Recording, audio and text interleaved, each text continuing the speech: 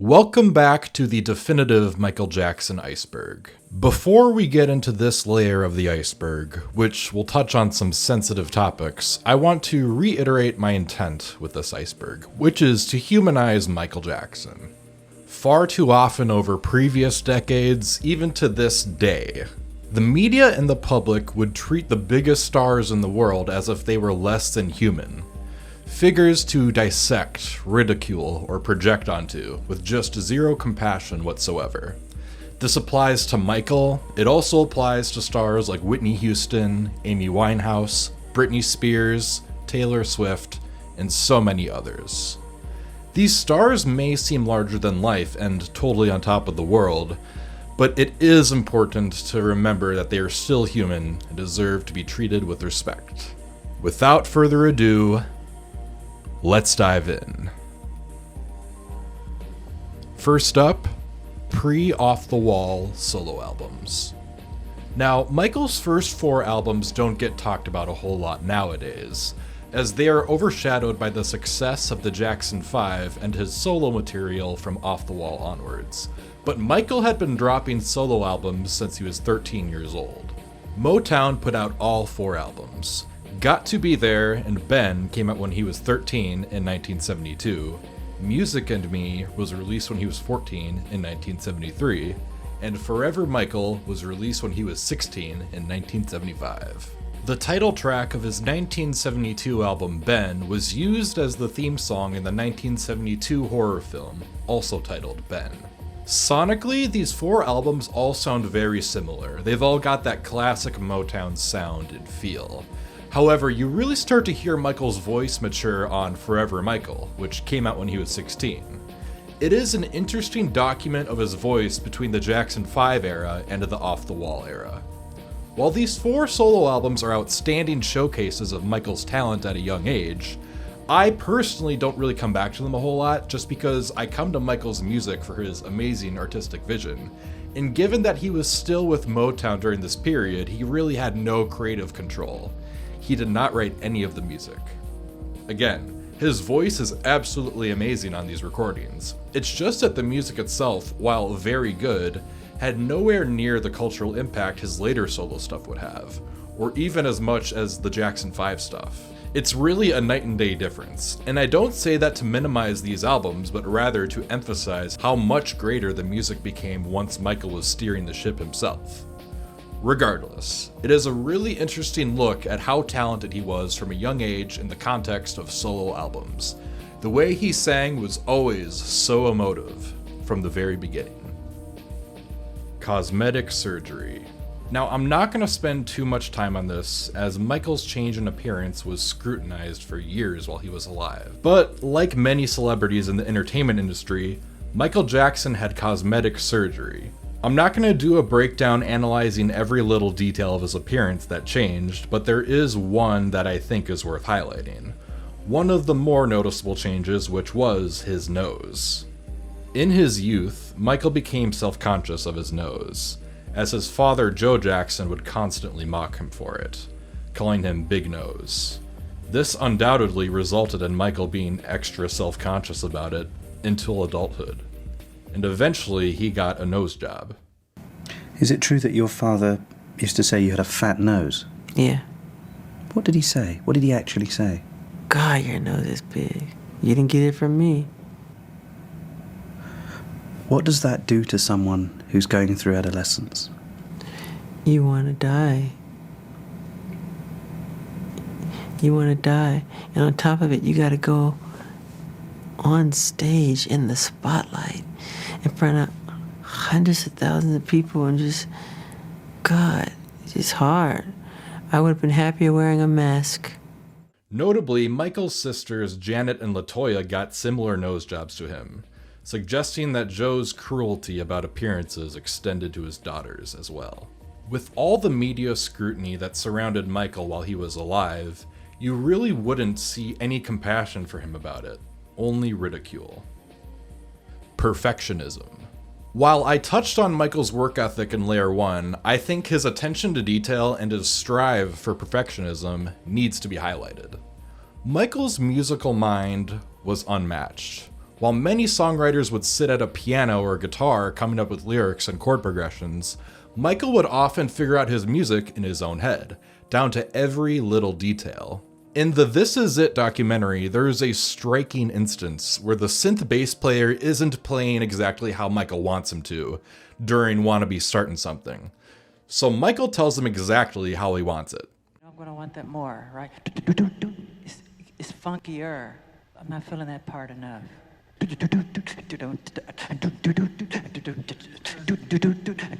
in running next to him. It's not there. Okay, it should be. It should be. It's I coming. know, it's all for love.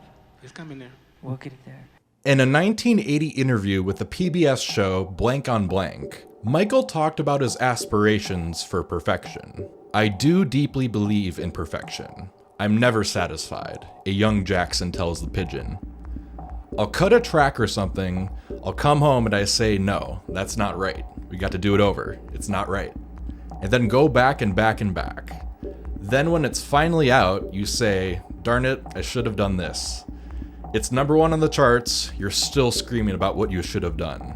In his autobiography Moonwalk, Michael says, I'm a perfectionist by nature. I like things to be the best they can be. I want people to hear or watch something I've done and feel that I've given it everything I've got. I feel I owe an audience that courtesy. Naturally, his perfectionism was on full display during the production of his most famous song, Billie Jean. And the technical crew Michael surrounded himself with followed similar standards of perfectionism. Engineer Bruce Swedian made 91 different mixes of the song, and despite all the time that went into that, Quincy Jones ended up telling him the second mix was the one to go with. Quincy Jones even wanted the song to be called Not My Lover, as to not confuse people with the famous tennis player Billie Jean King. But Michael insisted on keeping the title Billie Jean. This is one of many examples in Quincy and Michael's creative relationship where there was a push and pull between the two creative forces, but Michael knew when not to budge. This isn't talked about much, but Michael was actually really bothered that he made a small mistake during the famous Motown 25 performance of Billie Jean. In Moonwalk, he recalls how he felt after he had just gotten off stage. I knew I had done my best and felt good, so good, but at the same time I felt disappointed in myself. I had planned to do one really long spin and to stop on my toes, suspended for a moment, but I didn't stay on my toes as long as I wanted. I did the spin and I landed on one toe. I wanted to just stay there, just freeze there, but it didn't work quite as I'd planned. When I got backstage, the people back there were congratulating me. I was still disappointed about the spin. I had been concentrating so hard and I'm such a perfectionist. At the same time, I knew this was one of the happiest moments of my life. There is no doubt about it. Michael's perfectionist nature, down to the smallest details, is a huge part of why his work stood above everybody else in the music industry. Influences and obsessions. There are a few obsessions that Michael had throughout his life that shaped both his artistry and his worldview. Peter Pan, Charlie Chaplin, and P.T. Barnum. I've lumped these 3 together because each one kind of represents a different part of Michael's vision and identity. First up, Peter Pan. So Michael identified deeply with Peter Pan, not in the sense that he literally never grew up as the character did, but more as a longing for the childhood he never got to have. That connection is reflected most obviously in the name of his home, Neverland Ranch, taken directly from the story of Peter Pan. Why is Peter Pan a figure of such interest and inspiration to you? Because Peter Pan, to me, represents something that's very special in my heart. You know, he represents youth, childhood, never growing up, magic, flying, everything I think that children and wonderment and magic, what it's all about. And to me, I just have never, ever grown out of loving that or thinking that is very special. Do you identify with him? Totally. You don't want to grow up? No, I am Peter Pan. No, you're not. You're Michael Jackson. I'm Peter Pan in my heart. Next is actor, composer, and filmmaker Charlie Chaplin. Now, Michael actually covered Charlie Chaplin's song Smile on History. It's the closing track to that album. From Joseph Vogel's book on Jackson and his work, Man in the Music, he described why Michael was so captivated by Charlie Chaplin. Jackson identified with the entertainer in numerous ways. His rags to riches story, his stratospheric success and fame, his ambition, and his eventual ostracism and exile. "I just love him to death," the artist confessed in a 1982 interview. The little tramp, the whole gear and everything. And his heart, everything he portrayed on the screen was a truism. It was his whole life. He was born in London, and his father died an alcoholic when he was 6. He roamed the streets of England begging, poor and hungry. All this reflects on the screen, and that's what I like to do, to bring all of those truths out. As a dancer and student of movement, Jackson especially appreciated how Chaplin could convey great emotion through silent expression. "How could you not admire his genius?" he raved. "He was the king of pathos. He knew how to make you laugh and cry at the same time. I relate to him. I sometimes feel like I am him." And finally, we've got P.T. Barnum. Now, P.T. Barnum was a showman best known for founding Ringling Bros and Barnum and Bailey Circus. The musical The Greatest Showman is actually loosely based on Barnum. Again, from Man in the Music, Joseph Vogel writes that Michael gave his managers copies of P.T. Barnum's autobiography. He gave them copies of P.T. Barnum's autobiography, which he had read numerous times, and began devising plans to win the world's attention. "This is going to be my Bible, and I want it to be yours," he said. Barnum was the consummate American showman and promoter, the self-titled Prince of Humbugs, which, in today's parlance, essentially means publicity stunts. The showman's ideas about arresting public attention and attracting the public eye and ear thrilled Jackson. He was already the master of stage performances, but now it could be extended outside the show. His entire life would be performance art. It was a way to turn the tables on an intrusive media and public that felt they owned him. He would be in control of the show. They were subject to his directions and imagination. Jehovah's Witness. At the start of the Thriller music video, the opening text reads, "Due to my strong personal convictions, I wish to stress that this film in no way endorses a belief in the occult." Now that message was included because at the time, Michael Jackson was a Jehovah's Witness and wanted to maintain a good standing with the organization. Michael's mother, Katherine Jackson, was a Jehovah's Witness and raised all her kids as a part of that religion. Joe Jackson, however, was never a part of the Jehovah's Witnesses, although he was a Christian. In Moonwalk, Michael described this during his childhood. "Despite all the time we spent rehearsing and traveling, Mom would find time to take me to the Kingdom Hall of the Jehovah's Witnesses, usually with Rebe and LaToya." In 1987, Michael formally disassociated himself from the organization. Lisa Marie Presley. Lisa Marie Presley, the only child of Elvis Presley, was Michael Jackson's first wife. Lisa and Michael got married in the Dominican Republic in 1994 and divorced in 1996. Debbie Rowe. Michael Jackson's second wife was an American nurse named Debbie Rowe, whom he met while he was being treated for vitiligo. She is the mother of Prince and Paris Jackson. She and Michael got married in 1996, then divorced in 2000. After the divorce, Rowe relinquished her parental rights, giving Michael full custody of the children. Sexual abuse allegations. Now, before we get into this, I want to be upfront about where I personally stand. I do not believe that Michael Jackson was a pedophile. I want to say that clearly right off the top before we get into any of this. Now, that does not mean that I think Michael Jackson was a perfect person or that his life was without serious problems. We've already talked about how Joe Jackson and the abuse Michael endured growing up affected him, how he never had a real childhood, being worked relentlessly from the time he was a little kid. Those experiences left marks on him that followed him for his entire life, and shaped his worldview in ways that were sometimes complicated and hard to understand from the outside. But I've spent a genuinely ridiculous amount of time researching this man's life, and for quite some time at this point, my honest conclusion has been that Michael Jackson was a good person, a deeply human one with real flaws and real struggles, but a good person who wanted to change the world for the better. With that being said, let's start at the beginning, the first allegations. In May of 1992, Michael's car broke down in Los Angeles and was taken to a local rent-a-wreck location owned by a man named David Schwartz.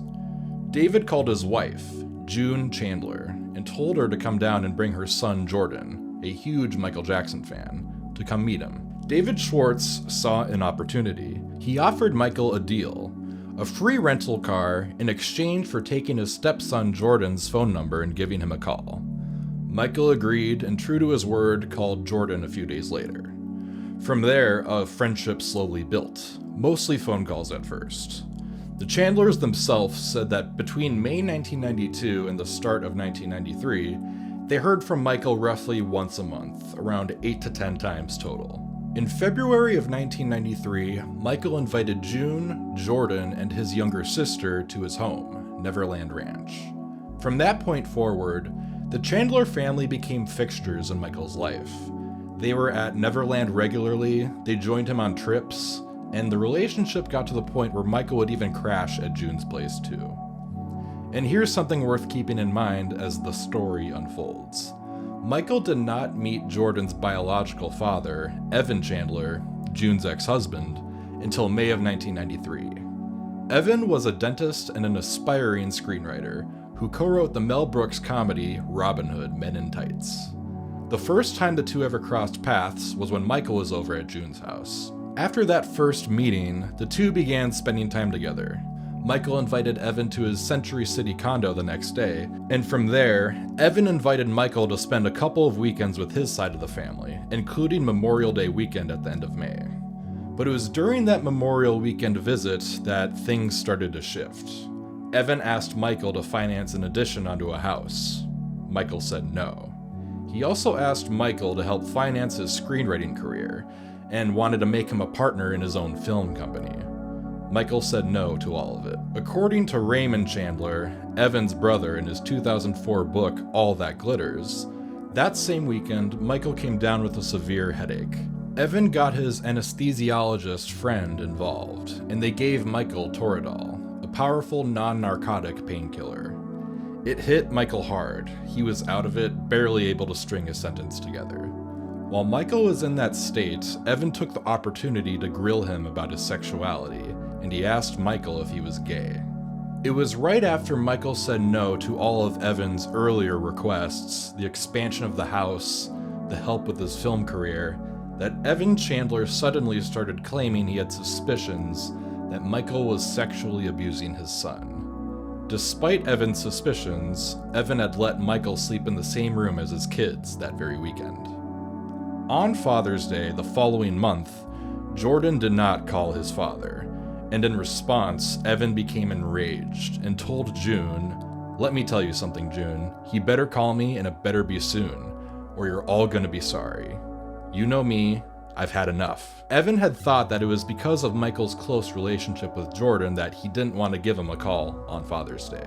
Then, on July 8th, 1993, David Schwartz, again, June's husband and Jordan's stepfather, secretly recorded his phone conversations with Evan Chandler, as they talked about Michael's relationship with June and Jordan. And what Evan said on those tapes was explosive.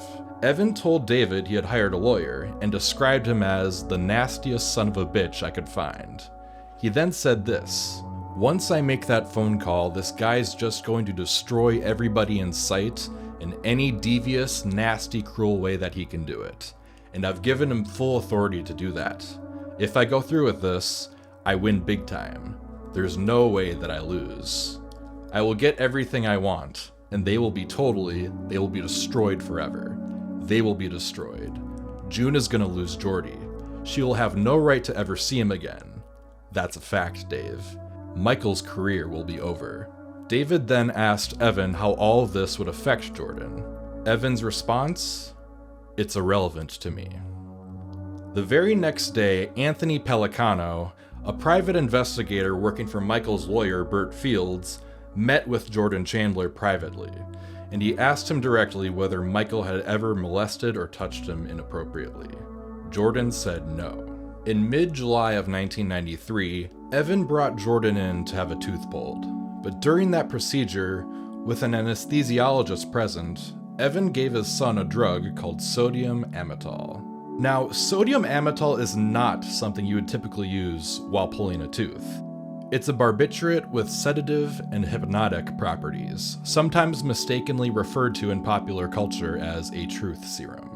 Quoted in a 2017 piece by Consequence that re-examines the allegations against Michael Jackson, University of Chicago science historian Allison Winter said this of the drug: "It makes people feel like talking, but it also puts them in a state of extreme suggestibility.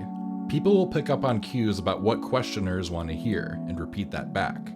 This is one of the reasons that statements made under the influence of these drugs have never, as far as I know, been accepted in an American court." It was under the influence of this drug that Evan asked Jordan if Michael had ever touched his penis, which Jordan said yes. After this, Evan and his lawyer approached Michael's team with a demand: $20 million, framed as a payment for 4 screenplays at $5 million apiece, in exchange for keeping the allegations quiet. Michael refused. In mid-August, Evan took Jordan to a psychiatrist, and Jordan told the psychiatrist that Michael Jackson had been sexually abusing him. The psychiatrist reported this to the police, and an investigation began. In late August, police searched Neverland Ranch, as well as Michael's Century City condo, and found no incriminating evidence. In September of 1993, the Chandler family filed a civil lawsuit against Michael for $30 million. Michael's team pushed to have the civil trial delayed until after any criminal proceedings, arguing that it violated his rights, but the motion was denied. In December, police brought Michael Jackson in for a strip search, where they took photos of his penis and his buttocks. He described this as a dehumanizing experience in a broadcast from Neverland Ranch, where he denied the allegations, asserting his innocence. There have been many disgusting statements made recently concerning allegations of improper conduct on my part. These statements about me are totally false. As I have maintained from the very beginning, I am hoping for a speedy end to this horrifying experience to which I have been subjected. I shall not in this statement respond to all of the false allegations being made against me, since my lawyers have advised me that this is not the proper forum in which to do that. I will say that I am particularly upset by the handling of this mass matter by the incredible, terrible mass media. At every opportunity, the media has dissected and manipulated these allegations to reach their own conclusions. I ask all of you to wait and hear the truth before you label or condemn me. Don't treat me like a criminal, because I am innocent. I have been forced to submit to a dehumanizing and humiliating examination by the Santa Barbara County Sheriff Department and the Los Angeles Police Department earlier this week. They served a search warrant on me which allowed them to view and photograph my body, including my penis, my buttocks, my lower torso, thighs, and any other area that they wanted. They were supposedly looking for any discoloration, spotting, blotches, or other evidence of a skin color disorder called vitiligo, which I have previously spoken about. The warrant also directed me to cooperate in any examination of my body by their physician to determine the condition of my skin, including whether I have vitiligo or any other skin disorder. The warrant further stated that I had no right to refuse the examination or photographs, and if I failed to cooperate with them, they would introduce that refusal at any trial as an indication of my guilt. It was the most humiliating ordeal of my life, one that no person should ever have to suffer. And even after experiencing the indignity of this search, the parties involved were still not satisfied and wanted to take even more pictures. It was a nightmare, a horrifying nightmare. But if this is what I have to endure to prove my innocence, my complete innocence, so be it. Initial reports from law enforcement sources, cited by both USA Today and Reuters, said the photos of Michael's penis did not match Jordan's description. On top of that, Jordan had described Michael as circumcised to police, something Michael's autopsy would later prove was not true. On January 25th, 1994, Michael settled the civil lawsuit for around $20 million. This is probably the most misunderstood part of this story. A lot of people take this as an admission of guilt, but that's not really how it works. Civil cases can be settled for any reason, and the settlement document itself explicitly stated that it was not an admission of guilt. The criminal investigation continued after the settlement, and the Chandlers' own lawyer said at the time that nobody bought anybody's silence, and that Jordan was still free to testify in the criminal case. Michael would later say that this settlement was one of his biggest regrets. His attorney for his 2005 trial related to later allegations, Tom Mesereau, later confirmed that Michael deeply regretted the settlement, saying the advice he had received at the time was simply wrong. Michael Jackson told me, in no uncertain terms, that settling that case in 1994 was the biggest mistake he'd ever made. He should never have settled it. He should have fought it through a trial. He would have won. It was an absurd case. But he was advised, he told me, by lawyers, by business advisors, to settle it and get rid of it, that he had bigger fish to fry, bigger projects to get involved in, that the money would be a drop in the bucket compared to what he was capable of making around the world, and that diverting everybody's attention because of the publicity attached to this civil case was a mistake. He followed his advisors', suggestions. He paid money. And what it really did was it opened Pandora's box, because suddenly everybody on the planet began suing him, thinking they could make an easy buck suing Michael Jackson. I mean, employees were suing him. People he met on the street were suing him. It was just ridiculous. Yeah. And he told me that was the biggest mistake he ever made, was not fighting that till the end. In July of 1994, the criminal investigation into Jackson stopped once Jordan refused to testify. In September of the same year, the state closed the criminal investigation. The next allegations against Michael Jackson came about in the 2000s. Michael was accused of child molestation by a boy named Gavin Arvizo. Michael met Gavin in the year 2000. Businessman Jamie Masada, owner of the Hollywood comedy club The Laugh Factory, introduced the two. And at the time, Gavin, who was 10 years old, was undergoing chemotherapy for a very aggressive form of cancer. Gavin enjoyed stand-up comedy and spent some time at a mentorship program at the Laugh Factory. It was at this comedy club that Gavin and his family befriended Jamie Masada, as well as some other famous comedians like George Lopez, Luis Palanker, and Chris Tucker. One day, Gavin, while in treatment, he asked Jamie Masada if he could introduce him to Michael Jackson.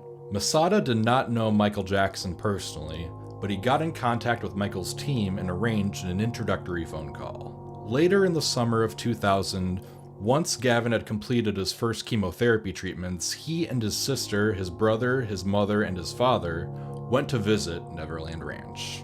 During this visit, Gavin and his brother slept in the same bedroom as Michael, Prince, and Paris Jackson, and Michael's personal assistant, Frank Cascio. In the documentary Living with Michael Jackson, Michael described this, and it caused controversy. But whenever kids come here, they always want to stay with me. They never want to stay together. And I have never invited them in my room. They always just want to stay. They say, "Can I stay with you tonight?" I go, "If it's okay with your parents, yes, you can." In Frank Cascio's 2011 book, My Friend Michael, he recalls the situation. Then came the night when Gavin and his brother Star pleaded with Michael to allow them to sleep with him. "Can we sleep in your room tonight? Can we sleep in your bed tonight?" the boys begged. "My mother said it's okay. If it's okay with you," Gavin added. Michael, who always had a hard time saying no to kids, replied, "Sure, no problem." But then he came to me. "She's pushing her kids onto me," he said, visibly concerned. He had a strange, uncomfortable feeling about it. "Frank, they can't stay." I went to the kids and said, "Michael has to sleep. I'm sorry, you can't stay in his room." Gavin and Star kept begging. I kept saying no. And then Janet Arvizo, the mother, said to Michael, "They really want to stay with you. It's okay with me." Michael relented. He didn't want to let the kids down. His heart got in the way, but he was fully aware of the risk. He said to me, "Frank, if they're staying in my room, you're staying with me. I don't trust this mother. She's fucked up." I was totally against it, but I said, "All right, we do what we have to do." Having me there as a witness would safeguard Michael against any shady ideas that the Arvizos might have been harboring. Or so we were both naive enough to think. However, while Arvizo would later accuse Jackson of sexually abusing him, he and his family stated that did not happen that night. Back to the Living with Michael Jackson documentary. It premiered on TV in February of 2003, and for a variety of reasons it was controversial, and Michael and his team were unhappy with it. Michael said in response to the documentary, "Today I feel more betrayed than perhaps ever before, that someone who had got to know my children, my staff, and me, whom I let into my heart and told the truth, could then sacrifice the trust I placed in him and produce this terrible and unfair program. Everyone who knows me will know the truth, which is that my children come first in my life and that I would never harm any child." So they put a rebuttal documentary out called The Michael Jackson Interview, the footage you were never meant to see, which showed footage that journalist Martin Bashir, who was behind the Living with Michael Jackson documentary, had left on the cutting room floor. See, as Michael was being interviewed by Bashir in Las Vegas, Berlin, and Miami, Michael had his own camera crew filming everything the entire time, in addition to Bashir's camera crew, just in case Bashir portrayed him in a negative light. After the Living with Michael Jackson documentary released and was met with backlash, Gavin Arvizo's mother said that the documentary did not accurately portray the relationship between Michael and Gavin. According to The Telegraph, she said, "I am appalled at the way in which my son has been exploited by Martin Bashir and Granada Television. At no time did either I or Gavin's father sign a consent form for Gavin to be interviewed by Granada Television, which I believe is a legal requirement both in the USA and in England, as Gavin is a minor. I would never have given consent for Gavin to appear in Bashir's film, which, in my opinion, is a complete distortion of the truth about Michael Jackson, as I know and admire him. At no time has Gavin ever been treated with anything other than love, respect, and the deepest kindness by Michael. Michael has been so important in Gavin being able to recover from cancer. His constant support, both practical and emotional, helped give my beautiful little boy the strength to fight his cancer." Right after the documentary was released, the Los Angeles Department of Child and Family Services investigated Michael Jackson's relationship with Gavin, and found that any accusation of wrongdoing was unfounded. After the investigation concluded, the Arvizo family returned to Neverland the very next day, and didn't leave for good until March 12, 2003. In June of 2003, Santa Barbara County District Attorney Tom Sneddon, the same prosecutor who had pursued Michael in 1993, reopened a criminal investigation into Jackson. That November, Gavin told police that Michael had sexually abused him multiple times earlier that year. On November 18th, police raided Neverland Ranch, while Jackson and his 3 kids were in Las Vegas. 2 days later, Michael Jackson turned himself in and was arrested, and was released the same day on a $3 million bond. According to CNN, on December 18th, Jackson was charged with 9 counts, 7 of child molestation and 2 of administering an intoxicating agent for the purpose of committing a felony. The charges involve incidents alleged to have occurred in February and March of this year, District Attorney Tom Sneddon said. The trial began in February of 2005 and concluded on June 13, 2005, when the jury ruled that Michael Jackson was not guilty on all 10 counts.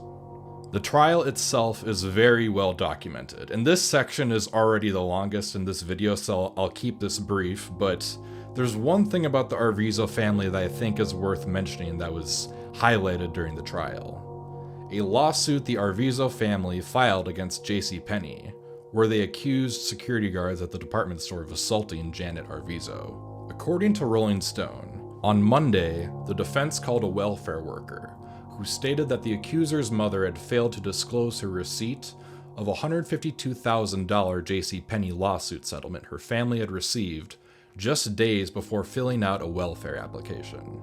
A paralegal also testified that the woman had lied to win that lawsuit, claiming that bruises caused by her then-husband had been caused by JCPenney security guards. According to CBS News, Rowe, Michael Jackson's lawyer, trying to show the woman's family has a history of giving false testimony to make money, focused on the woman's lawsuit against a department store. The family received a settlement of more than $150,000 in 2001 after alleging they were roughed up by JCPenney security guards. Rowe noted that in a sworn statement, the woman said she had never been abused by her husband at the time, an important issue because her alleged injuries may have been caused by such violence. "You were not telling the truth under oath when you made those statements," Rowe said.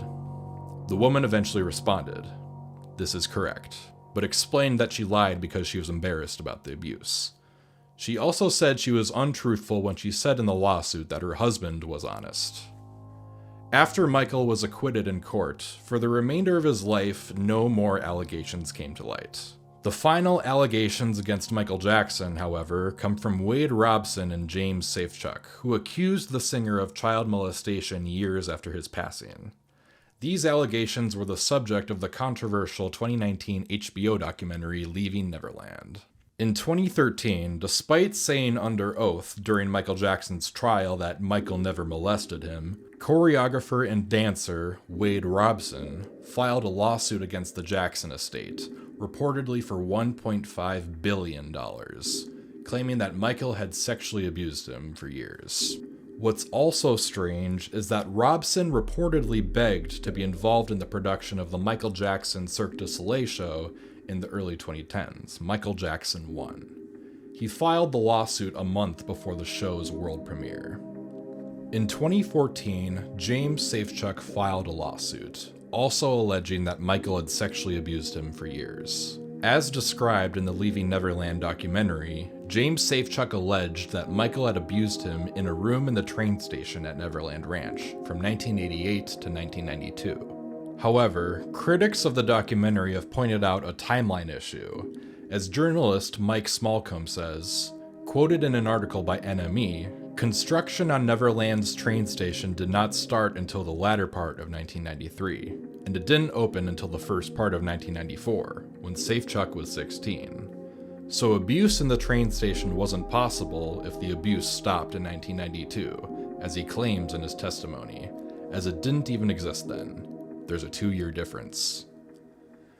If you want to take a deeper dive into all of the allegations against Michael Jackson, the trial, and everything, there is an abundance of resources out there if you'd like to research it for yourself, which I would implore you to do before making any judgments or conclusions.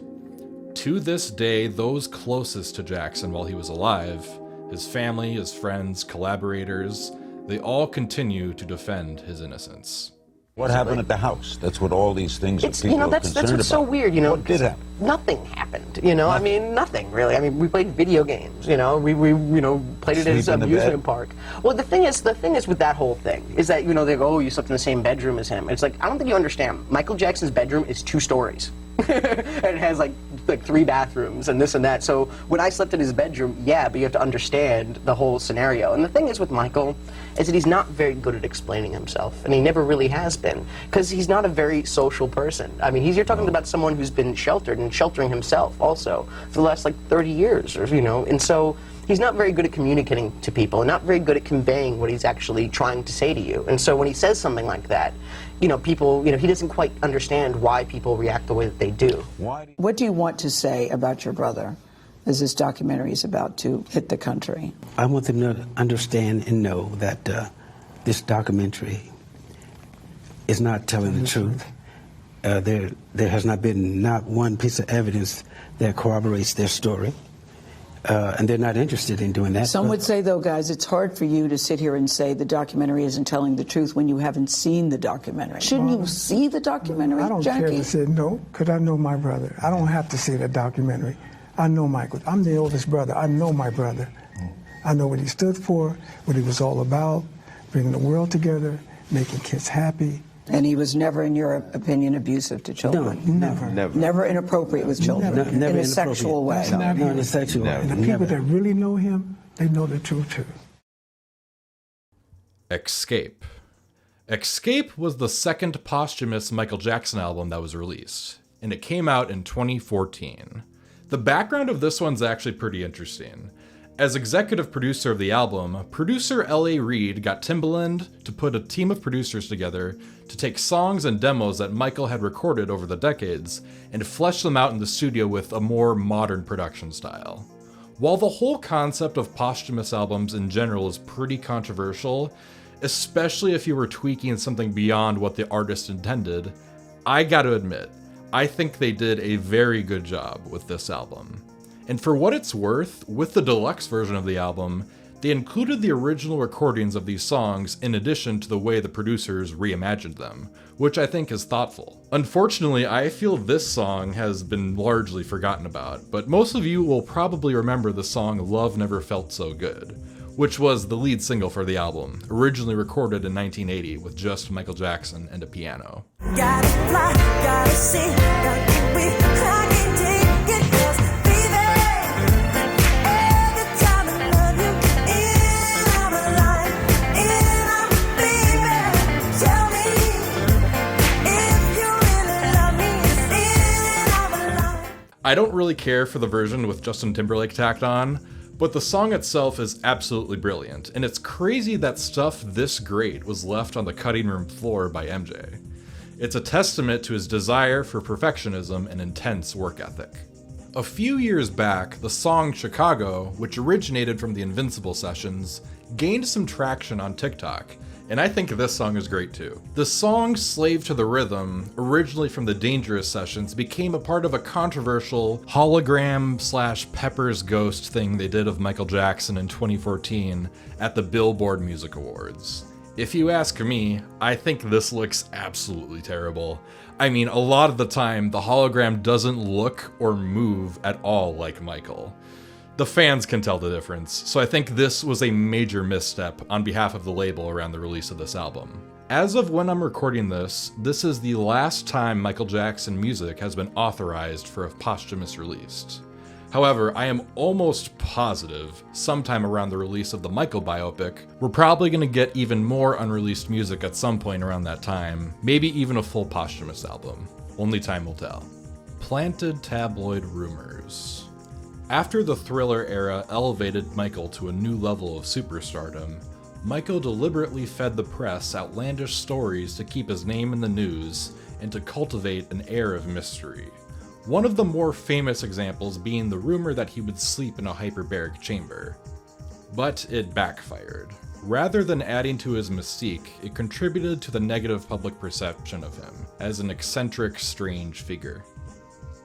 Military imagery. Starting in the 1980s, Michael began to incorporate a lot of military imagery and iconography into his style and branding. This became most apparent in the year 1984. The year of the Victory Tour, but also the year of the Grammys where Michael took home the top prize, Album of the Year, for Thriller. In his book, King of Style, Michael Jackson's wardrobe designer Michael Bush had this to say. Michael was a man of many paradoxes, most of which we were able to represent in the clothes we designed. Rigid military cuts that were also elastic and movable, rebellious regalia fit for army commanders, worn over the heart of a gentle man. Bedazzled embellishments adorning a man blessed with a quiet humility. One-of-a-kind, handcrafted clothes worn with age, scuffed, Florsheim shoes. Owned the Beatles catalog. In the 1980s, Paul McCartney suggested to Michael that he get involved in music publishing. During the mid-1980s, ATV Music Publishing had acquired the rights to 251 Beatles songs. And on August 10th, 1985, Michael acquired the publishing rights to these Beatles songs for $47.5 million. Apparently, Michael had told Paul McCartney about his intention to acquire the Beatles catalog, but Paul thought he was joking. I suppose Michael knew I was trying to sort of get control of him, and I kind of thought he was joking. I used to work with him, and he'd say, I'm going to get your record, you know. I'm going to get your songs. I'm going to buy your songs. And I'd say, love it. You know, I thought it was a joke. Anyway, he ended up doing that. So, I mean, I can't sort of blame him. You know, they're on the market. It caused us. Michael owned the publishing rights to the Beatles catalog. In the late 80s, he covered the song Come Together, which was featured in the film Moonwalker and later released on History. Michael retained the rights to this music until his passing. E.T. Steven Spielberg's 1982 blockbuster, E.T. the Extraterrestrial, is another example of Michael Jackson dabbling in the film world. While Michael wasn't actually involved with the production of the film itself, he did narrate the accompanying audiobook/soundtrack album, which featured John Williams' score for the film. Timing-wise, this is super notable because this E.T. audiobook soundtrack album dropped the same month as Thriller, which his label was not happy about, to say the least. Michael was actually quoted talking about how he personally related to the character of E.T. He's in a strange place and wants to be accepted, which is a situation that I've found myself in many times when traveling from city to city all over the world.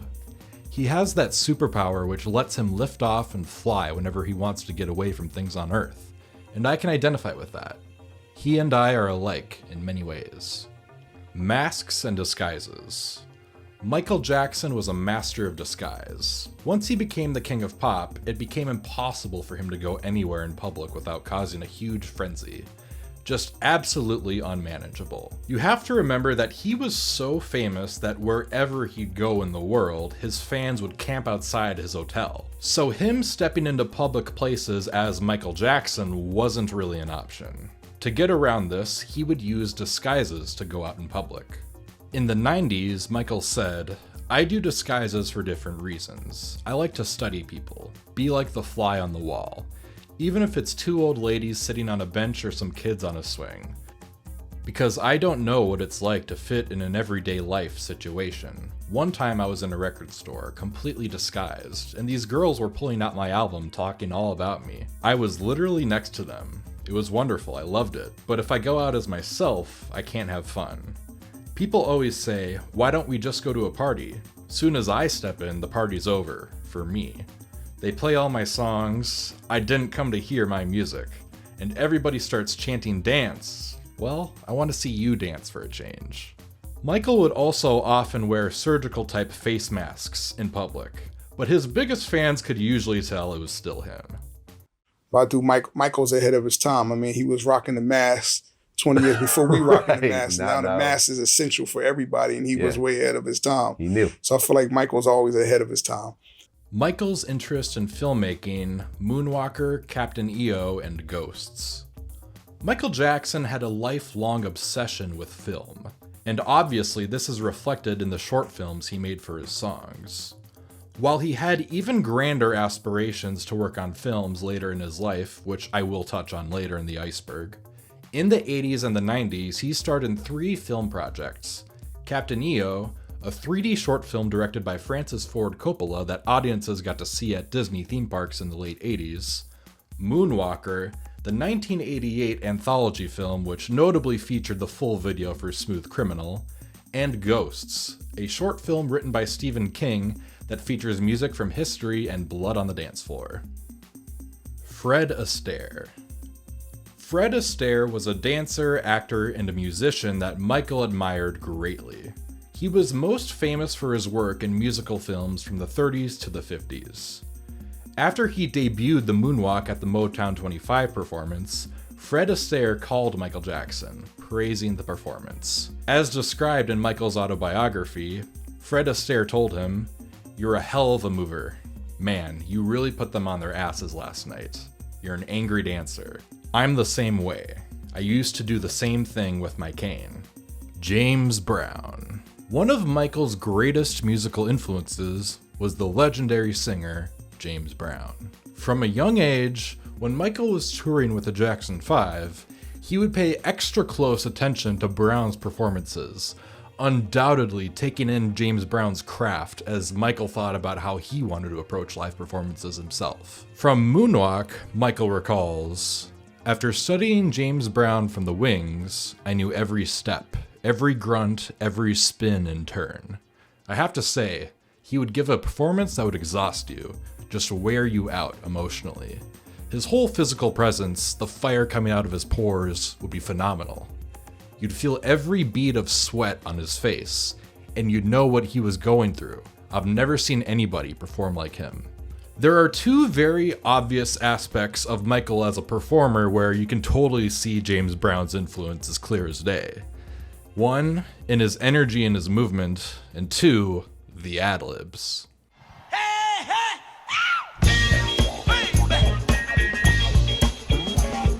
At James Brown's funeral in 2006, Michael gave a speech reflecting on how important James Brown was to him.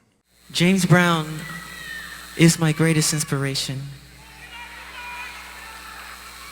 Ever since I was a small child, no more than like 6 years old, my mother would wake me no matter what time it was. I was sleeping, no matter what I was doing, to watch the television to see the master at work. And when I saw him move, I was mesmerized. I've never seen a performer perform like James Brown, and right then and there, I knew that was exactly what I wanted to do for the rest of my life because of James Brown. I love you, but James Brown, I shall miss you, and I love you so much, and thank you for everything. God bless you, and I love you. 30th Anniversary Celebration Concerts. The 30th Anniversary Celebration Concerts were two shows that happened at Madison Square Garden in New York City in September of 2001, commemorating 30 years of Michael Jackson's career as a solo artist, as his first single, Got to Be There, came out in 1971. For both nights, in addition to Michael doing some solo songs, he reunited with his brothers on stage for the last time.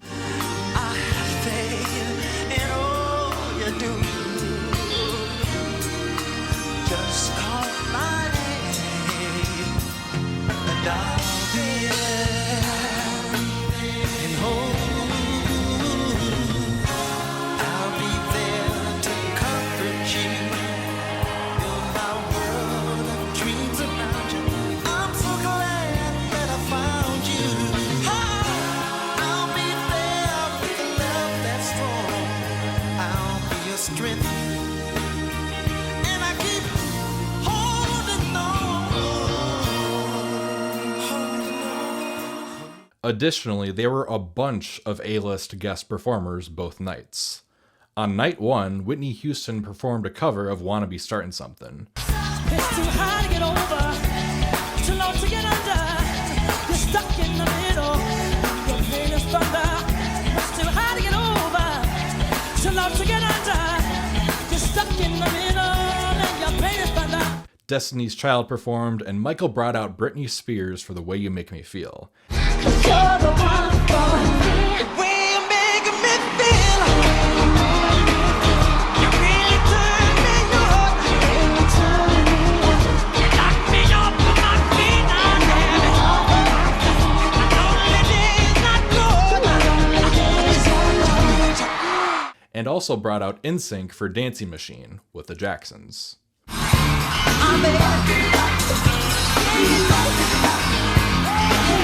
For night two, before Michael took the stage, special guest performances included Usher, Dionne Warwick, Missy Elliott, Nelly Furtado, and Liza Minnelli. And speaking of Whitney Houston, Whitney was one of the few pop stars who have a level of fame that was even comparable to Michael Jackson. The two were black music icons, and unfortunately, both her and Michael were treated cruelly by the press until their early deaths. However, the two had a mutual admiration for one another. The 2000 remix of Whitney Houston's song If I Told You That, originally released on her 1998 album My Love Is Your Love, was originally intended to be a duet with Michael Jackson, but he turned it down. And instead, George Michael jumped on the remix instead. Even though Michael turned it down, if you listen to the George Michael remix, it's easy to imagine how neatly Michael would have fit onto this track. I told you that I want it. I see you. Have I told you? I beg to please you. My love, must always keep you. What would you say? Lip sync certain songs. So during live performances, Michael would often use backing tracks or lip sync certain songs with particularly intense choreography.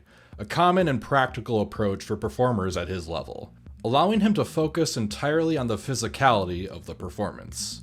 This is especially notable during live performances of Billie Jean, but Michael is still putting on one hell of a show with his choreography alone. Blood on the Dance Floor. Blood on the Dance Floor: History in the Mix is a remix album that came out a year after History. To this day, it is the best-selling remix album of all time. However, it's not just a remix album, it actually includes 5 great original songs on it. I don't mean to repeat myself, but I'm going to come back to one of these songs later in the Iceberg for its own entry, one of my personal favorite entries in this whole series. Stay tuned for that one. The title track, Blood on the Dance Floor, and its accompanying music video are both fan favorites. Definitely an overlooked MJ track in my opinion. His 90s stuff really doesn't get the flowers it deserves. This song especially.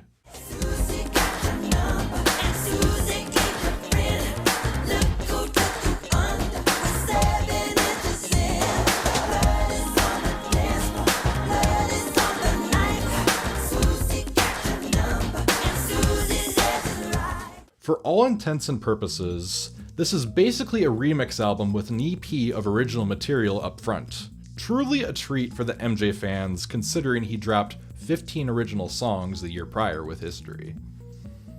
Popularized the robot dance. In 1974, the Jackson 5 released their 9th studio album, Dancing Machine. When the group performed the title track on live TV, Michael would do the robot. He did not invent the dance itself, but it is yet another pop culture staple we don't even think about that was popularized by Michael Jackson.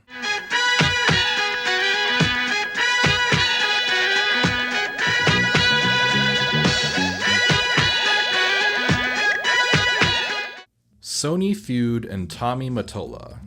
During the Invincible era, Michael made it abundantly clear that he had a huge problem with Tommy Mottola, the CEO of Sony Music Entertainment, once Sony decided, in Michael's mind, not to give Invincible the promotion it deserved, as I referenced in Layer 1 of the Iceberg. Mottola became CEO of the company in 1990, and famously married one of the label's biggest stars, Mariah Carey. In the decades since the couple's split, Mariah has explained how terribly Tommy treated her, but that is its own subject entirely. Michael and Mariah both respected each other as artists, and Mariah had confided in Michael about how terribly Mottola had treated her. In the early 2000s, Michael made several public appearances where he did not hold back his feelings about Tommy Mottola, as you can see right here. Sony, Tommy Mottola. Tommy Mottola is the president of the record division. He is a mean, he's a racist, and he's very, very, very devilish. Now the final entry of Layer 2, Michael album and the Cascio tracks. Released on December 10th, 2010, Michael was the first posthumous Michael Jackson album release. These were unreleased songs ranging from a long period of time, as far back as the Thriller era and as recent as the late 2000s. Now, what is absolutely insane about this album, at least in its original release, is that along with these real Michael Jackson recordings, Sony released what turned out to be fake Michael Jackson songs, sung by an impersonator, titled Keep Your Head Up, Monster, and Breaking News. At the time, many of Michael Jackson's family members, collaborators, and fans could tell that it was not Michael that was singing on these songs. According to The Fader, the songs were recorded in 2007 by Eddie Cascio and James Port and sold to Sony in 2009. But at the time, Sony insisted the tracks were real. According to Rolling Stone, one fan, Vera Serova, brought a class action lawsuit in 2014 against Sony and other players, including a co-executor of Jackson's estate and the producers involved in the songs. In response, Sony and a lawyer for Jackson's estate both vigorously defended the authenticity of the songs, citing vocal directors, engineers, and musicologists who say the songs were sung by Jackson.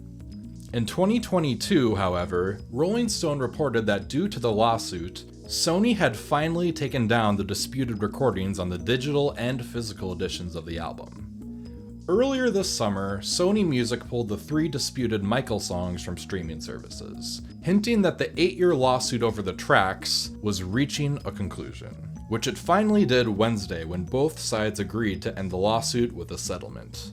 The details of the settlement were not revealed. The fake tracks being on here is so insanely disrespectful, I don't even know where to start. It is a really pathetic cash grab, at least on the people who knew that they were fake. Imagine what Michael would think of this. He would be absolutely pissed. Even after his death, it still seemed like he couldn't catch a break. With the tracks on this album that are real, however, when it comes to the ones recorded in the late 2000s, it's really interesting to hear Michael under that late 2000s pop production. But it also fills me with sadness that he was gone too soon and didn't have a chance to give us more amazing music. Thank you all again for watching the latest installment in my Michael Jackson Iceberg series. Like Layer 1, I am not expecting this video to be monetized due to the copyrighted music I include, but I'm hoping future entries will. Either way, once again, there's a link in the description you can click on to buy me a coffee if you'd like to support the time and research that goes into making these videos. See you all in a few weeks for Layer 3.